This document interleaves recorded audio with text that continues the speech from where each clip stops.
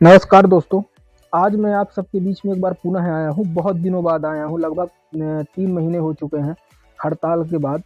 लेकिन एक बहुत ज़रूरी बात थी, ब्राह्मणों के संबंध में बात थी, इसलिए मैं आज आ गया और आप सबसे बात करना चाहा।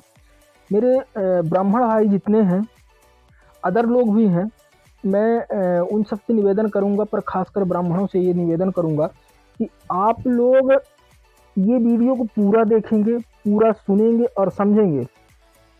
साथ में ज़्यादा से ज़्यादा ब्राह्मणों तक जरूर शेयर करेंगे। आपको बता दूं कि आज वर्तमान में अगर कोई सबसे ज़्यादा दलित व्यक्ति है वो ब्राह्मण है। आपकी जानकारी के लिए बता दूं, दिल्ली के 50 सुलभ शौचालय में तकरीबन 325 सफाई कर्मी जो हैं वो ब्राह्मण वर्ग के हैं। दिल्ली और मुंबई में 50% रिक्शा चालक ब्राह्मण हैं। इनमें से अधिकांश पांडे, दुबे, मिश्रा, शुक्ला, तिवारी यानी पूर्वांचल और बिहार के ब्राह्मण हैं। दक्षिण भारत में ब्राह्मणों की स्थिति अछूती सी हो चुकी है। कुछ जगहों पर, बाकी जगहों पर लोगों के घर में काम करने वाले बावर्ची 70% नौकर ब्राह्मण हैं।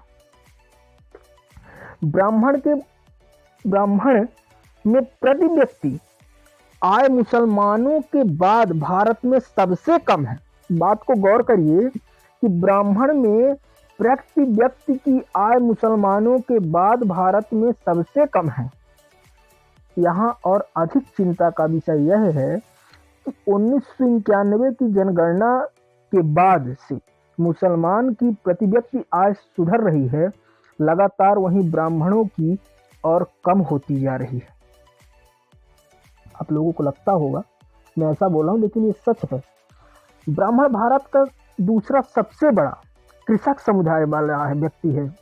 ब्राह्मण जो है भारत का दूसरा सबसे बड़ा कृषक समुदाय वाला व्यक्ति है, पर इसके पास मौजूदा खेती के साधन अभी 40 वर्ष पीछे है। इसका कारण ब्राह्मण होने की वजह से इन किसानों को सरकार से उचित मुआवजा नहीं मिलता, लोन और बाकी रियायतें नहीं मिलती। अधिकतर ब्राह्मण किसान कम आय की वजह से आत्महत्या और जमीन बेचने को मजबूर होता है। ये भी एक चिंता का विषय है। ये सभी ब्राह्मण को समझना और जानना चाहिए। एक बात और है कि ब्राह्मण छात्र हैं, ड्रॉप आउट यानी पढ़ाई अधूरी छोड़ने की दर अब भारत में सबसे अधिक है।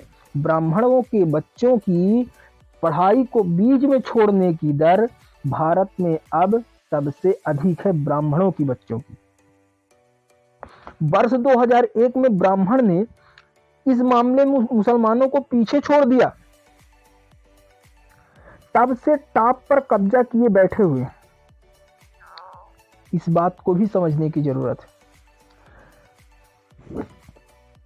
ब्राह्मणों में बेरोजगारी की दर, एक बेरोजगारी भी है जो वर्तमान में बहुत बड़ा मुद्दा है। ब्राह्मणों में बेरोजगारी की दर भी सबसे अधिक है। इस बात को समझना कि ब्राह्मणों में बेरोजगारी की दर भी सबसे अधिक है। समय पर नौकरी नहीं मिलती, समय पर रोजगार नहीं मिलता, जिसकी वजह से 14% ब्राह्मण हर दशक में विवाह सुख से वंचित रह जाता है। यह दर भारत के किसी एक समुदाय में सबसे अधिक है। भारत के किसी एक समुदाय की दर में सबसे अधिक दर है, जो 14% ब्राह्मण आज भी विवाह से वंचित रह जाता है। यह ब्राह्मण की आबादी लगातार गिरने का बहुत बड़ा कारण है। आज जो ब्राह्मण की आबादी गिर रही है, उसका सबसे बड़ा कारण यही है। एक सर्वे के मुताबिक बता रहा हूं आपको कि आंध्र प्रदेश में बड़ी जनसंख्या में ब्राह्मण परिवार 500 रुपए प्रति महीने आंध्र प्रदेश में बड़ी जनसंख्या का ब्राह्मण परिवार 500 रुपए प्रति महीने और तमिलनाडु का 300 रुपए प्रति महीने पर जीवन यापन कर रहा है। एक ब्राह्मण परिवार जीवन यापन कर रहा है, इसका कारण बेरोजगारी और गरीबी है। इसके घर में भूखमरी से मौत अब आम बात हो चुकी है।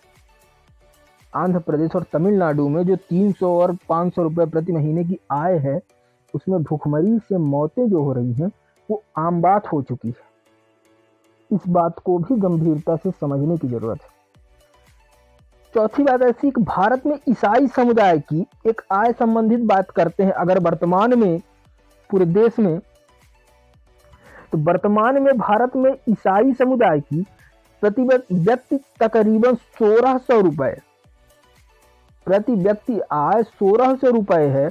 एसटी एससी की 800 रुपए है, मुसलमानों की 750 रुपए है, परंतु यही आय ब्राह्मण समाज की 537 रुपए है और यह आय लगातार गिरती जा रही है। इसको भी एक गंभीरता पूर्वक समझने की और जानने की आवश्यकता है। ब्राह्मण युवाओं के पास बेरोजगारी है। उस बेरोजगारी की वजह से वो बची कुची प्रॉपर्टी बेचकर खा रहा है।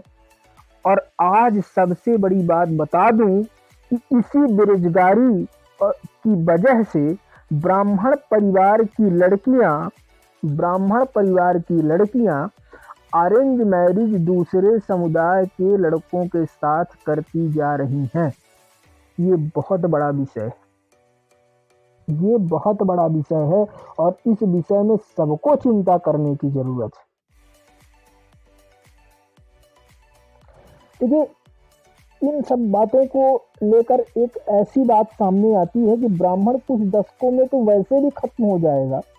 जो बचे कुचे रहेंगे उन्हें कहीं न कहीं वह जहर खत्म कर देगा जो आज वर्तमान में सोशल मीडिया पर रातों दिन ब्राह्मणों के खिलाफ गलत लिखकर नई पीढ़ी को ब्रेन वॉश करने के पर तुला हुआ है। मन में ब्राह्मणों के प्रति अंध नफरत पैदा कर रहा है। और इस विषय में हम सबको ध्यान देने की आवश्यकता है, हम सबको सोचने की आवश्यकता है और हम सबको जागने की आवश्यकता है। अब मैं उन सभी सच्चे ब्राह्मणों से कुछ सवाल पूछूंगा और उम्मीद करूंगा कि आप सभी लोग अगर थोड़ा सा भी इस विषय को समझे हैं तो इन सवालों को आप कमेंट बॉक्स में जरूर बताएंगे और इन सवालों का जवाब जरूर बताएंगे। पहला, नोट करिएगा, ब्राह्मण एक कैसे होगा और कब होगा, यानी ब्राह्मण एक कैसे होगा और कब होगा। इस बात को समझ लिए। पहला क्वेश्चन, आप सब इसको कमेंट में जरूर बताएंगे। दूसरा, ब्राह्मण एक दूसरे की सहायता कब करेगा, ये भी गंभीर है। ब्राह्मण एक दूसरे की सहायता कब करेगा। तीसरा, ब्राह्मण संगठन में एकता कैसे होगी, इसको भी नोट करिएगा। ब्राह्मण संगठन में एकता कैसे होगी। चौथा, ब्राह्मण अपना वोट एक जगह कब डालेगा, यानी कि अगर ब्राह्मण है तो सभी ब्राह्मण एक जगह अपना वोट कब डालेगा। पांचवा, ब्राह्मण का ही गुणगान कब करेगा। आज ये स्थिति है कि अगर एक ब्राह्मण 2 कदम आगे गया है तो दूसरा ब्राह्मण एक फरसा लेके उसके एक पैर को काटने की कोशिश करता है ताकि इसको विकलांग बना दो और ये आगे जा ही न पाए। छठवा, बहुत गंभीर है, इसको भी गंभीरता से आंसर देना है कि उच्च पदों पर बैठे हुए ब्राह्मण जैसे अफसर, ब्राह्मण मंत्री, ब्राह्मण एमपी, ब्राह्मण एमएलए अपने निहित स्वार्थ से ऊपर उठकर ब्राह्मणों की बिना शर्त सहायता कब करेंगे। एक बार और सुनिएगा, उच्च पदों पर बैठा हुआ ब्राह्मण, उच्च पदों पर बैठा हुआ ब्राह्मण, जैसे किसी अफसर के पोस्ट पर, ब्राह्मण मंत्री हो या एमएलए हो या एमपी हो, वह अपने निजी स्वार्थ को किनारे रखकर निस्वार्थ भाव से ब्राह्मण की सहायता कब करेगा? लास्ट और अंतिम, गरीब ब्राह्मण की सहायता करने के लिए, गरीब जो कोई ब्राह्मण अपने बीच का होगा, लगभग सभी गरीब है, पर अगर गरीब है तो गरीब ब्राह्मण की सहायता करने के लिए ब्राह्मण महाकोष का गठन कब होगा? ये हम सबको, आप सबको सोचने की, जागने की जरूरत है और अपने हक के लिए बोलने की जरूरत है। मैं आप सबसे एक ही बात का निवेदन करना चाहता हूं कि अगर मेरी बात गलत लगी, मुझे पता है लगेगी, और मुझे इस चीज की परवाह नहीं है कि किसको गलत लगती है या किसको सही लगती है, पर मैं अपने ब्राह्मण भाइयों से अनुरोध करूंगा कि अगर गलत लगती है तो आप बताना, आप गलत बोलोगे मुझे, वो मुझे मंजूर है, वो मैं बर्दाश्त कर लूंगा, सही बोलोगे वो भी मैं बर्दाश्त कर लूंगा, लेकिन अगर आप एक सच्चे ब्राह्मण हैं, सच्चे ब्राह्मण हैं, तो इस वीडियो को अपने उस हर भाई तक पहुंचाना है जो आज बिखरे हुए हैं, वो किसी ना किसी तरीके से एक होने की कोशिश करें।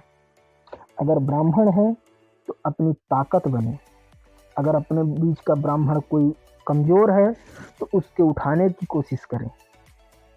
अगर इनमें थोड़ी सी भी बात अगर सही लगती है, समझ में आती है, तो उम्मीद करता हूं कि आप सब इस बात को समझेंगे, जानेंगे और कमेंट के माध्यम से बताएंगे, और हर ब्राह्मण तक, मैं तो कहता हूं पूरे भारत में फैला दो और ब्राह्मणों को जगाने का प्रयास करो। ब्राह्मण एक बहुत बड़ी शक्ति है और आज एक अभियान के तहत इस शक्ति को खत्म करने का अभियान चल रहा है, और हम और आप ही इस बात को नहीं समझ रहे हैं, उसी बदौलत आज हम खंड खंड हैं। इसी के साथ मैं अपनी वाणी को विराम देता हूं। जय हिंद, जय भारत, जय ब्राह्मण संघ।